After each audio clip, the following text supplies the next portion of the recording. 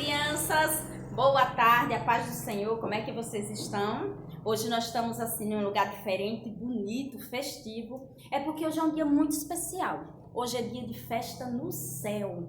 Temos muitas cores aqui e cada cor ela tem um significado. E nós vamos falar sobre essas cores. Hoje é dia de festa no céu. E por que é dia de festa no céu? Porque há uma grande festa no céu quando alguém se arrepende do seu mau caminho, quando alguém muda a sua vida e aceita Jesus como Senhor e Salvador da sua vida e da sua alma. Então há uma grande alegria no céu. Então assim, hoje nós vamos falar sobre essas 5 cores que estão aqui. Tia vai falar para vocês, eu vou falar para vocês cada uma e depois eu vou explicar cada uma, certo?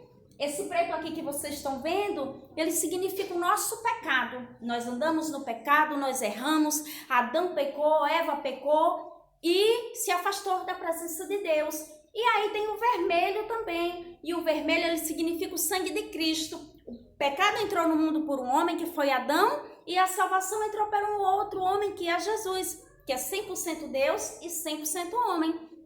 Então o vermelho ele tem esse significado para a nossa salvação. É o sangue de Cristo, aquele sangue que nos limpa. A Bíblia diz que quando aceitamos Cristo como Senhor da nossa vida, a nossa alma ela fica limpa, ela fica alva como a neve. E aqui está o branco, significando a pureza do nosso coração. E depois tem o amarelo. O amarelo é a certeza da nossa salvação, porque a Bíblia diz que no céu as ruas são de ouro e de cristal. Então esse amarelo ele significa o ouro, a alegria do ouro que existe no céu. E depois desse amarelo vem o verde. O verde ele significa a nossa salvação. Cristo entra na minha vida. Não, o pecado entrou no mundo por Adão, a salvação entrou por Jesus.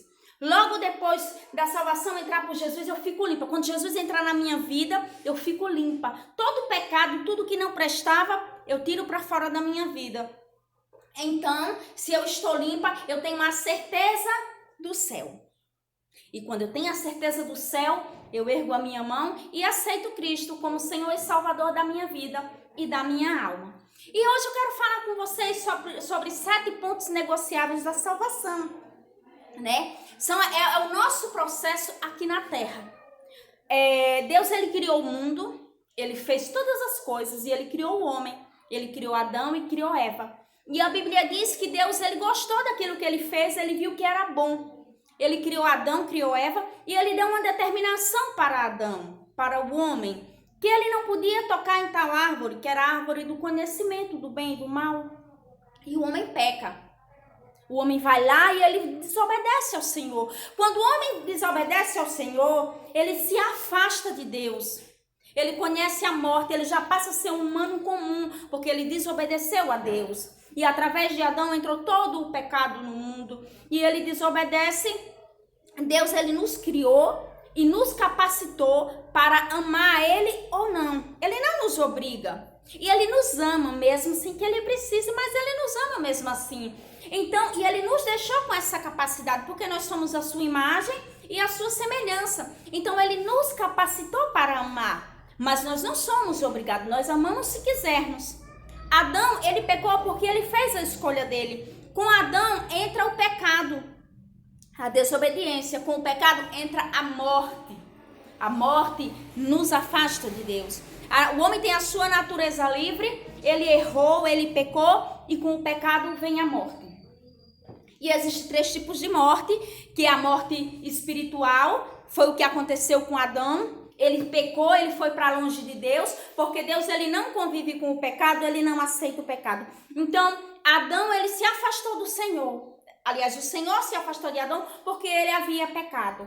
Esse é um tipo de morte. Existe a morte física, que é aquela que nós morremos, colocam o nosso corpo em um caixão e enterramos. Os familiares choram porque é uma dor muito grande. E existe a morte eterna. O que é a morte eterna, tia? É quando você fica afastado de Deus eternamente.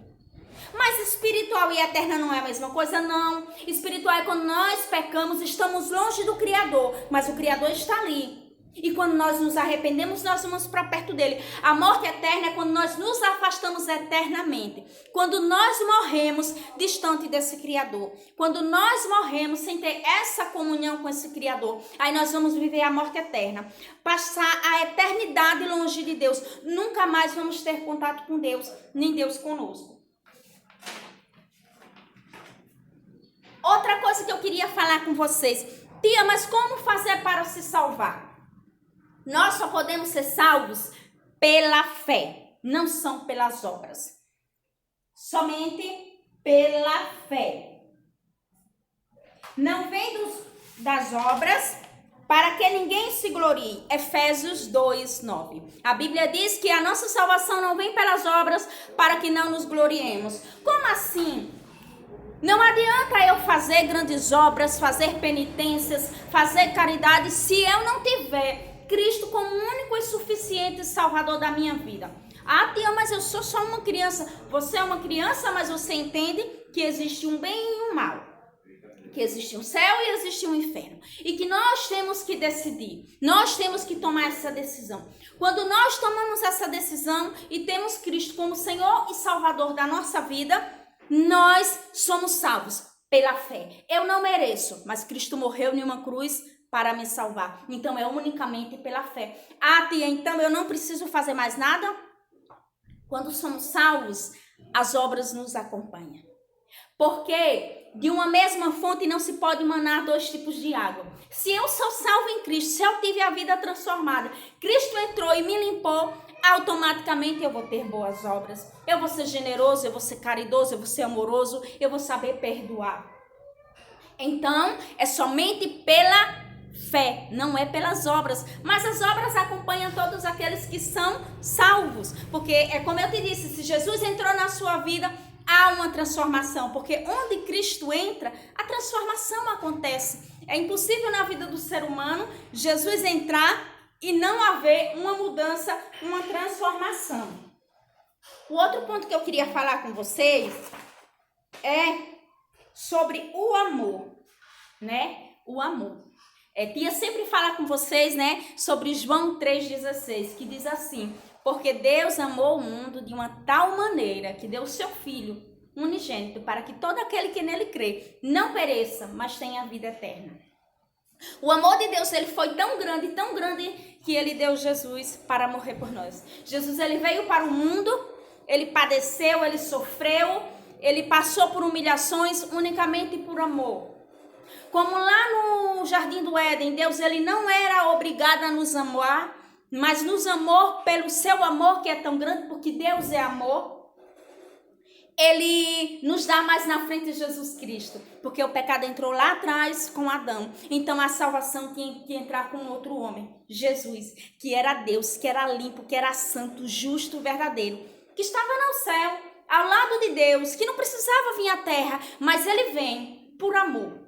Unicamente por amor, ele vem por amor, ele obedece e ele padece. E é esse amor que nos salva. É esse amor que faz com que Cristo derrame o seu sangue limpo em uma cruz para nos salvar.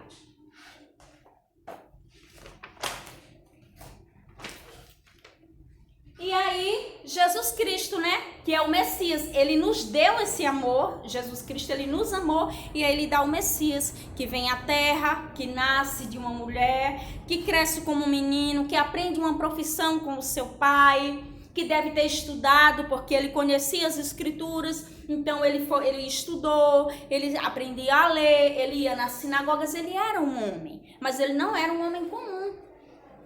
Ele era limpo, ele era justo. Cristo era o único que tinha a capacidade de nos salvar. Pois não havia na terra alguém tão limpo, alguém tão justo, alguém tão verdadeiro quanto Jesus. Entendeu? E aí, com tudo isso, Jesus ele decide a passar uma morte de cruz. A Bíblia diz que todo aquele que é levado à cruz, que morre no madeiro, ele é tido como miserável, como maldito. E Cristo ele se fez maldito por mim e por você. Né? A Bíblia nos conta que antes de Jesus ir para a cruz, onde ele estava com seus amigos a orar, a clamar ao Senhor, Jesus, ele chora. Ele está tão angustiado, ele chora, mas por amor ele não abre mão daquela cruz. Ele sofre e tem um certo sirineu que ajuda a carregar a sua cruz, mas quando chega ao Calvário, é só Jesus que tem capacidade de estar lá. Porque homem nenhum tem capacidade de morrer uma morte de cruz para nos salvar. E não é só morrer morte de cruz, porque ali havia mais 2 homens com ele. Mas o que acontece? Jesus, ele estava naquela cruz, só que não era só o corpo dele. Sobre ele estava o meu pecado e o seu pecado. Jesus, ele morreu para nos salvar. Então, de nada adianta as coisas que eu faço se Cristo não estiver verdadeiramente na minha vida. Se Cristo não estiver dentro de mim, de nada vai fazer efeito. Porque eu tenho que ter Cristo na minha vida. Não adianta eu só ser uma pessoa boa. Eu tenho que ser uma pessoa boa. Eu tenho que ser uma pessoa do bem. Eu sou uma cidadã, vivo em uma sociedade. Mas eu tenho que ter Cristo na minha vida. Eu tenho que ter as marcas da cruz na minha vida. Eu tenho que ter aquela promessa que Cristo fez. Que ele ia morrer, mas que ele ia voltar para nos buscar. E Cristo morre. E a cruz nada mais é do que lugar de morte. Acima de tudo, um lugar de vergonha, porque todos aqueles que estavam lá eram tidos como miseráveis e malditos. E Jesus morreu por mim e por você, unicamente por amor, e reservado para os piores.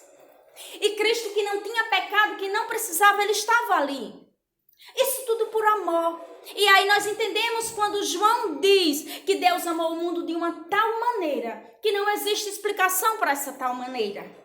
Ele nos amou, ele chorou. A Bíblia relata que ele transpirava sangue. E a medicina afirma que quando você passa por uma pressão muito grande, quando você está em um momento de angústia muito grande, isso é real. Porque todas as coisas que existem na Bíblia são reais.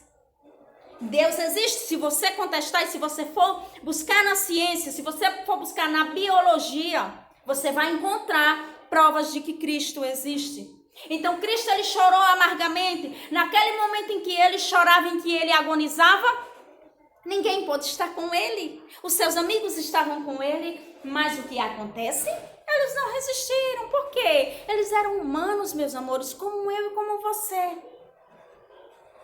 Então, Cristo, ele passou por tudo isso e ele vai para a cruz. Ele morre por amor. Só que a cruz, ela tem 2 lados. Não é só a vergonha, não é só o lugar dos piores. Não é lugar de morte. Também é lugar de triunfo. Se Jesus não tivesse morrido, hoje eu não estaria aqui falando com você. E se eu tenho a oportunidade de trabalhar com vocês, é unicamente por Cristo. Foi pela morte dele, foi pelo amor dele. A cruz também é lugar de triunfo, porque ele triunfou sobre a morte. Por amor de mim e de você. Então ele triunfou. Com a morte dele na cruz, ele nos comprou com o seu sangue. Entendeu? Então, além dela ser lugar de triunfo, ele é lugar de vencer o pecado. O pecado, ele foi derrubado naquela cruz. Então, eu preciso ter a decisão e entender que só com Jesus na minha vida eu posso vencer o pecado. Porque em Cristo Jesus eu posso todas as coisas. E onde a cruz também é o lugar onde se realizou o maior ato de amor. Aquele amor que a sua mãe, que o seu pai tem por você, não é nada perto do que Cristo tem por nós. Não é nada perto do amor que Cristo tem por você. Então, assim, eu queria fazer um convite para você. Que nesse momento, você refletisse sobre o que você ouviu. E você pode dizer, tia, eu sou só mais uma criança. Você é uma criança que tem entendimento. Que você sabe quando você peca, porque o Espírito Santo nos avisa. Que você sabe quando você fez uma coisa bacana, então você tem um entendimento. E Cristo, ele opera na vida das crianças. Quando Jesus estava recebendo as crianças que os seus discípulos paravam, aí Cristo dizia, deixe vir a mim os pequeninos, porque o reino do céu é de todo aquele que se comporta como uma criança. Então você que é criança, você precisa entender que existe um céu e que existe um inferno. E que nós, quando partirmos daqui, nós não sabemos a hora que nós vamos. Nós temos que ter Cristo na minha vida e você na sua vida. E você pode dizer, tia, é tão difícil ter Jesus, mas eu peco. Todos nós pecamos. Mas quando nós temos Cristo na nossa vida, Cristo nos mostra, o Espírito Santo nos mostra que nós erramos. E nós temos a oportunidade de nos arrependermos, de pedirmos perdão. E Deus nos perdoa. E se nós pedirmos, o Senhor ele vai transformando o nosso coração. Como assim? Ele vai te dizendo, você errou. E você vai e não faz mais. Cada vez que você vai fazendo algo errado, o Espírito Santo ele vai falando ao teu coração que você errou. E aí há uma transformação. E eu queria fazer um convite para você. Aceitar Jesus como Senhor e Salvador da sua vida. E eu queria saber se algum de vocês aí em casa, pede para o papai e para a mamãe assistir esse vídeo com vocês hoje. E mostra para eles. Eu queria saber de vocês, depois que vocês assistirem esse vídeo, se vocês querem aceitar Cristo como Senhor da sua vida, se vocês querem ser lavados por esse sangue tão precioso, se vocês querem ficar limpos, mais alvo do que a neve, porque só o sangue de Jesus tem esse poder. Não adianta eu orar, eu louvar, se eu não tiver verdadeiramente Cristo na minha vida. A minha identidade tem que ser Cristo. Eu preciso ter Cristo dentro de mim e entender esse amor. Eu só quero uma coisa também, que você reflita, que naquela noite antes de Jesus ser preso, ele chorou. E naquele momento ele queria abrir mão, mas ele não podia, porque se ele abrisse mão, eu e você não seríamos salvos. Então eu queria assim, que você entendesse que Jesus, tudo que ele passou, foi por amor de mim e de você. E aí nós compreendemos o quanto João diz que Deus amou o mundo de uma tal maneira. Tem uma passagem na Bíblia onde Deus ele diz, isso é no Velho Testamento, que se uma mãe esquecer do seu filho no ventre, mesmo assim ele não esquece. E se uma mãe que amamenta o seu filho esquecer do seu filho, ele não esquece. Então nós estamos o tempo todo na memória de Deus. E você pode dizer, mas eu já passei coisas ruins. Mas Deus, ele te ama e ele está com você. Às vezes as coisas ruins vêm por consequência do que fazemos e porque existem pessoas más ao nosso lado. Mas eu quero que você fique com essa palavra no seu coração e que você entenda que Jesus, ele queria poder desistir naquele momento. Ele não queria passar aquela morte de cruz, mas que por amor, unicamente por amor, ele passou. Ele suportou tudo aquilo por amor. E ele nos ama. E eu quero fazer o convite para que você aceite Jesus como o único e suficiente Salvador da sua vida, né? Então, assim, eu quero orar com vocês. Vou orar com vocês e vocês em casa orem também, porque a palavra de Deus diz que a nossa Bíblia diz que onde 2 ou 3 estiverem reunidos no nosso nome, no nome de Cristo, ele estará presente. E nós não estamos unidos devido à pandemia, mas está cada um no seu ambiente e o Espírito é o mesmo, que é o Espírito de Deus. Deus maravilhoso e santo, Senhor, eu te agradeço pela oportunidade de poder falar aos teus pequenos. Senhor, que a tua palavra, que é guiada pelo Espírito Santo, tenha um coração para fazer repouso, Senhor, e assim frutificar.